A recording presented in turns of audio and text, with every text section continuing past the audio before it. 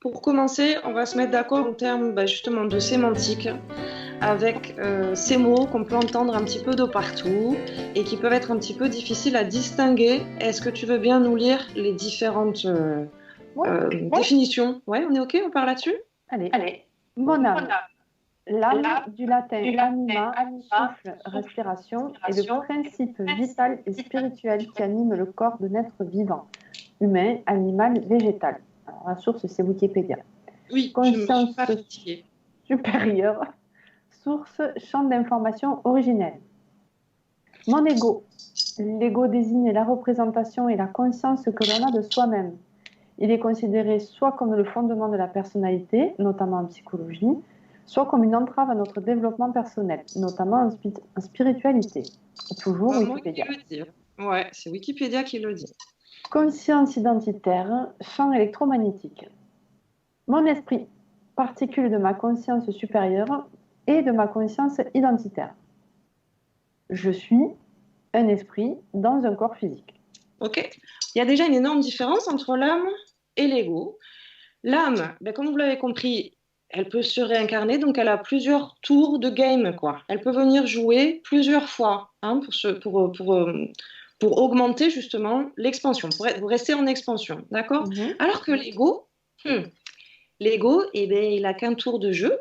L'ego, quoi qu'il arrive, je vais prendre ton cas, Letty, sur cette existence-là, sur cette planète Terre-là, quoi qu'il en soit, il y aura toujours qu'une seule Laetitia Lopez, qui est née, je peux donner ta date, le 13 mars 79,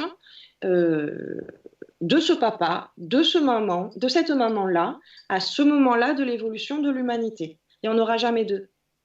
Oui. C'est-à-dire que même si tu étais déjà là avant, même si tu reviendras après, ce ne sera pas avec cette charge cellulaire-là, ce ne sera pas avec cette mémoire cellulaire-là, ce ne sera pas avec cette conscience identitaire-là, d'accord? Ce ne sera pas avec ces programmations non plus, qu'on a vu déjà avec le mental en termes de programmation. D'accord? D'accord. Et ça, l'ego, ça ne lui plaît pas trop bien. Déjà, rien que ça, le fait d'avoir un seul tour de game, ça ne lui plaît pas, d'accord? Depuis la nuit des temps, on l'a vu, ne serait-ce que les grottes préhistoriques, hein, c'est-à-dire que le fait de mettre mon empreinte là, d'accord, de poser ma main contre la paroi avec de la peinture, ok, j'enlève ma main et pourtant l'empreinte est toujours présente sur la paroi de la grotte. Ah, waouh, c'est trop bien. Et puis je peux même partir chasser le bison, ma main elle est toujours présente dans la grotte. Et même quand je suis mourue, il y a toujours une trace de mon existence, de mon passage. Alors ça, c'était quand on était à l'époque des grottes.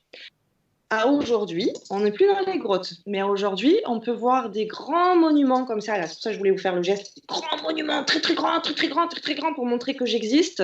Et puis si on peut me voir de l'univers, c'est encore mieux. Je mets une petite parenthèse, c'est souvent des monuments phalliques, quand même, qui montrent quand même beaucoup, voilà, pour montrer à quel point je suis un bonhomme tout puissant. Ok, c'est la petite parenthèse sexiste. D'accord? Donc oui, clairement, l'ego, son gros problème, d'accord, c'est, mais est-ce qu'il y a quelqu'un qui va savoir que j'existe en fait? Est-ce que quelqu'un me voit? Est-ce qu'on me voit? Est-ce que j'existe? Est-ce que je vais laisser une trace dans la vie des gens? Est-ce qu'on va se souvenir de moi? D'accord? C'est pas forcément en conscience, mais c'est intéressant de comprendre déjà cette dynamique-là, d'accord? Et on va voir comment il s'y prend l'ego pour recevoir cette information, d'accord? Donc on est dans un corps physique.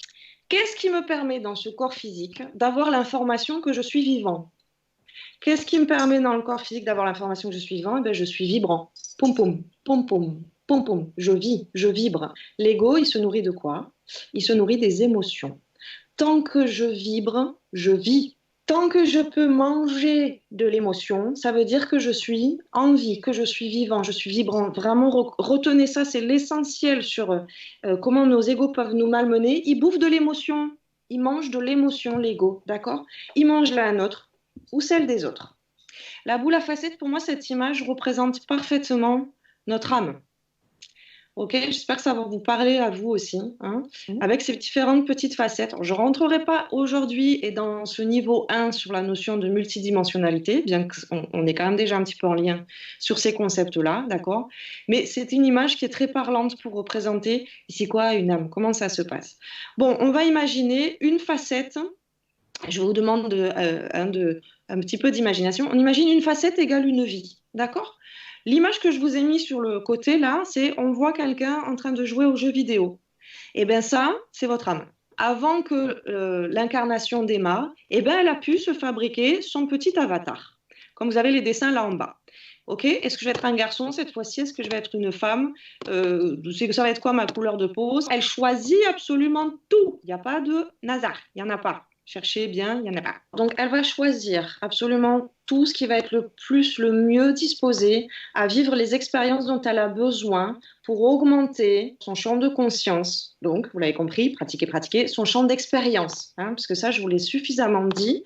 Si j'ai compris quelque chose, mais que je ne le vibre pas, l'âme ne va pas du tout en récolter le fruit. Donc, ça ne pourra pas monter, c'est ça, hein, que je vous explique depuis le début. Ça ne sert à rien, c'est stérile. Donc, cet ego, on revient un petit peu sur l'ego. Je vais passer par l'âme pour que vous compreniez vraiment cette différence sur à quel point l'ego a besoin de ressentir l'information je suis vivant, parce que lui, il n'a qu'un seul tour de game et qu'il n'a pas ou peu ou plus la conscience de sa dimension plus céleste, hein, plus grande que lui. Donc cet ego, eh bien, il est un petit peu enfermé dans un corps physique. Okay. Il est dépendant, du coup, du patrimoine génétique et de la mémoire cellulaire, ce qu'on a vu tout à l'heure. Il est bien sûr relié au mental. Donc, avec toutes ces programmations, ces conditionnements et la notion de reproduire, construire ou projeter. Ce qu'on a vu avec le mental, c'est qu'il est directement alimenté, notre mental, nos programmations, par notre petit juge, ça on l'a vu au tout début de la formation, hein, qui n'oublie pas de nous apporter tous ces jugements, mais aussi par l'ego. Donc, si on retourne dans notre petite classe, là, okay, l'ego, eh bien, il adore jouer à l'ordinateur. L'ego, il adore utiliser votre mental dans le but de créer des émotions pour se sentir vivant. Je veux vraiment que vous compreniez ce concept-là. Si je suis dépressif, que ça va pas du tout, je vais pas bien là, oh, ça va pas, mais je suis très vivant à ce moment-là. Pas dans la joie, pas dans la bonne humeur, certes, je suis pas en train de faire une expérience vibratoire, une expérience de vie émotionnelle la plus agréable, mais je suis quand même très vivant parce que je ressens fort mon mal-être là. Il vaut mieux pour un ego être dans le mal-être, parce qu'il est toujours, oui, que pas du tout. C'est-à-dire que le pire pour l'ego, c'est l'absence d'émotion. Il est plus nourri. Il est au secours, je ne vis plus, ça va plus. Quelqu'un qui est au bord du suicide, il n'a jamais été aussi vivant qu'à ce moment-là. Ça va? Vous n'êtes pas trop choqué avec ça? Ok, donc il est complètement la petite puppette, la petite marionnette de son ego à ce moment-là. Ok, ouais. Bon, l'ego, on a quand même intérêt à en faire un petit pote, parce que ici, en bas, c'est quand même lui qui détient notre libre arbitre. C'est lui qui conduit la bagnole. Hein. On parle souvent de notre corps comme étant de notre véhicule terrestre. C'est très joli, comme tous ces mots-là. Ok, si on garde cette image-là, qui c'est qui conduit la voiture? C'est l'ego. C'est l'ego qui décide. Hein. C'est lui qui va peaufiner ce qu'on appelle, nous, le choix. Alors, il y aurait à parler, on pourrait faire tout un atelier sur le libre arbitre, mais à aujourd'hui, en tout cas, sur ce niveau-là, on va s'accorder cette sémantique-là. C'est l'ego qui détient le choix, les préférences, la notion de priorisation. Donc, c'est mon ego qui va décider finalement si je préfère la pizza pepperoni ou la pizza 4 fromages. Donc, c'est bien lui qui me dit d'aller à droite ou d'aller à gauche, d'accord? Donc, c'est lui qui détient ce libre arbitre avec sa notion de positionnement, comment je me positionne dans cette histoire-là, et la notion d'influence. Il se nourrit des émotions, ce que je vous disais un tout petit peu en amont tout à l'heure. Je suis vivant, donc je suis vibrant. Et puis on va le voir aussi. Si toi tu vibres en réaction à ce que je te dis, ça veut donc dire que je suis vivant. Souvenez-vous de cette expression, l'ignorance est le meilleur des mépris. C'est-à-dire que vous voulez déclencher une colère monstre chez quelqu'un, vous faites comme s'il n'existait pas. Et alors là, son ego, il va s'agiter dans tous les sens. Si je viens péter ta bulle, c'est-à-dire que toi, tu as un mode de fonctionnement, tu as une façon, par exemple, de ranger tes affaires chez toi, de t'organiser, machin. Et puis moi, j'arrive, je dis, Letty, c'est pas du tout comme ça qu'on fait. Hein. Alors, pas du tout, quoi. Je viens te secouer, là, avec mes projections, avec mes programmations à moi, et je viens créer une réaction chez toi. Ça, dans les couples, on l'a beaucoup, hein. Énormément. D'accord? Et c'est souvent madame quand même qui fait chier son mec, hein. Donc elle va limite infantiliser, mais elle va surtout péter la bulle de son mari. Elle oublie simplement au début de sa phrase de dire selon moi.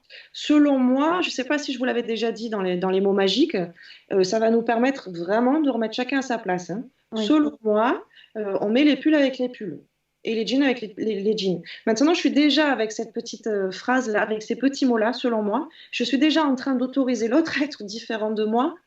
Et bien, du Oui. coup, ça m'interpelle de voir que selon toi, tu mets ton pull avec ton jean dans le même tiroir.